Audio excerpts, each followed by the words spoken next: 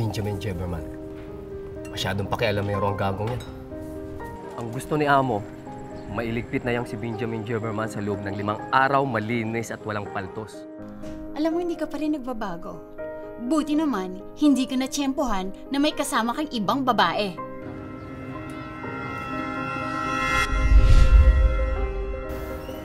Hindi nga ako mauwi eh. Sigurado ako nagsumbong na si Lisel. Paano ko harapin ang pamilya? Wait! Doktor, ha? Di mo na ba ako kakasapin? Bakit?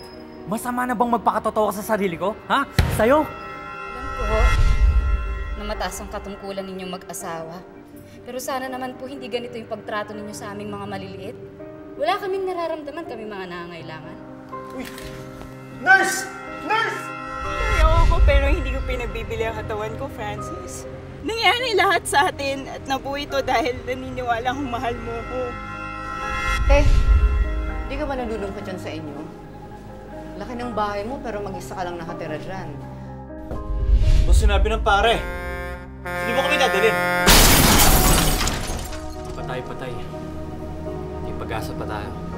Kailangan lang natin maintindihan ang mga nangyari sa atin. Sakit pa lang isipin wala nagmamalasakit sa'yo. Ganitong pagkakataon mo pala malalaman kung mayroong nagmamalasakit sa'yo, no?